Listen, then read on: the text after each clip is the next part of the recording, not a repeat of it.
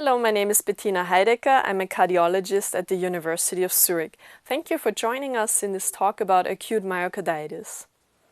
We'll talk about myocarditis as a differential diagnosis in patients presenting with symptoms of acute coronary syndrome. We'll talk about the etiologies of myocarditis and also about how to identify patients who are at high risk.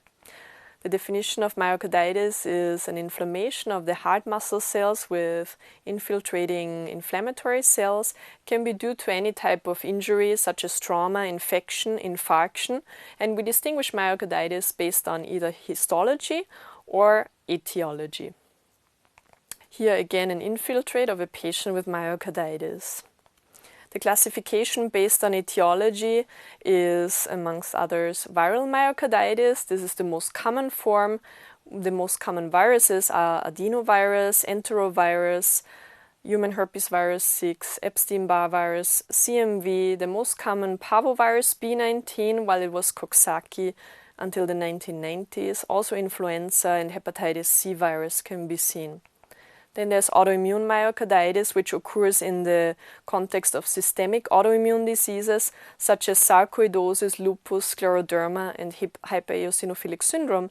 And in those patients, there's just also an involvement of the myocardium. Then there are combined entities where a virus may induce an autoimmune reaction. The clinical presentation of myocarditis is very similar to acute coronary syndromes. Patients develop chest pain, chest pressure, dyspnea, palpitations, and this occurs usually about 1 to 2 weeks after viral illness. They may have upper respiratory symptoms or they may have vomiting or diarrhea, and then about 1 to 2 weeks later they develop the symptoms of chest pain and chest pressure. The workup, the diagnostic workup, is that you start with laboratory tests. Creatine kinase and troponins are often elevated. They can also be elevated to other types of injuries, so they're not so specific. Also, the sensitivity is not perfect. Large clinical trials have shown that in only 1/3 of patients with biopsy-proven myocarditis, actually the troponin is elevated. We hope that with the newer third-generation troponin assays, the sensitivity will improve. Also, natriuretic peptides can be used to assess the degree of heart failure in those patients, and transcriptomic biomarkers have shown promise to be more specific and sensitive for diagnosing lymphocytic myocarditis. This is work from our lab where we have isolated RNA from heart biopsies of patients with myocarditis. We then hybridize the RNA to microarray chips and with specific software identify the genes that are specific for lymphocytic myocarditis. That test was very accurate. The EKG is another important diagnostic tool for myocarditis. As you see in this EKG from our patient at our hospital, there were ST elevations in 2, 3, and AVF. Those are usually concave instead of convex. Convex ST elevations are more typical for acute coronary syndrome, but it's not pathognomonic. Also, there can be higher degree AV block, Mobitz type 2 and higher. A QRS prolongation has been shown to be a marker for poor outcome and for a higher risk of death. Echocardiography is used to assess right ventricular and left ventricular function. There may be a pattern of dilated cardiomyopathy or restrictive cardiomyopathy, and patients with fulminant myocarditis can often have a thickened ventricle.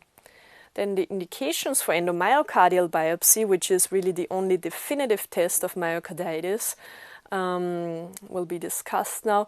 There's class 1 recommendation to obtain endomyocardial biopsies in patients with requirement for mechanical circulatory support and inotropic support, for patients with higher degree AV block greater than 2, for patients who don't respond to standard therapy within 1 to 2 weeks, and patients who develop symptomatic or hemodynamically significant ventricular tachycardia.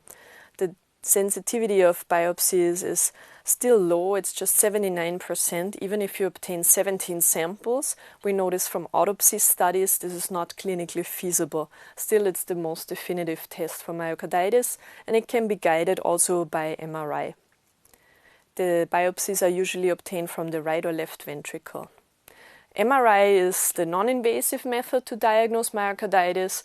This is also one of our patients. You can see in the apex and in the lateral wall of the left ventricle that there are infiltrates. The Lake-Lewis criteria define the diagnosis of myocarditis on MRI. You can find late gadolinium enhancement in a patient without coronary artery disease, and that can be focal or in a diffuse pattern. The therapy of myocarditis is, for the majority of cases, a standard heart failure therapy per AHA-ESC guidelines. In patients with fulminant myocarditis, inotropic support or strong immunosuppression may be necessary. Mechanical circulatory support can be aortic balloon pump, left ventricular assist device, or extracorporeal membrane oxygenation, and that makes it clear that it's important to transfer your patient early to a tertiary care center if those tools are not available at your hospital, because they may go into irreversible multi-organ failure, and that, of course, affects outcomes. Then the patients with immune myocarditis require immune suppression, and they will get cyclosporins and prednisone mostly. Fulminant myocarditis includes giant cell myocarditis, which is a very aggressive form of myocarditis affecting young people and leading to death or heart transplant in 89% of the cases. Again, early transfer to a tertiary care center is crucial, and the therapy is prednisone and cyclosporin and monoclonal antibodies to CD3. The recurrence rate is about 20 to 25% in patients who receive a transplant.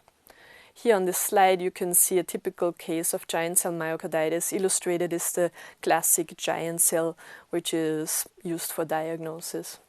Fulminant myocarditis also includes eosinophilic necrotizing myocarditis, which can be sometimes a hypersensitivity reaction to medications such as sumatriptans. It can lead very rapidly to acute heart failure, and it is treated with strong immune suppression with steroids. The trajectory of patients with myocarditis is that about half of the patients will improve, 25% will remain in decreased left ventricular function, and another 25% will require transplant or mechanical circulatory support. It's important when you discharge your patient with myocarditis that you advise them to stop exercising for 3 to 6 months, as it has been shown that patients who exercise have a higher risk for severe arrhythmias. Thank you for joining our talk.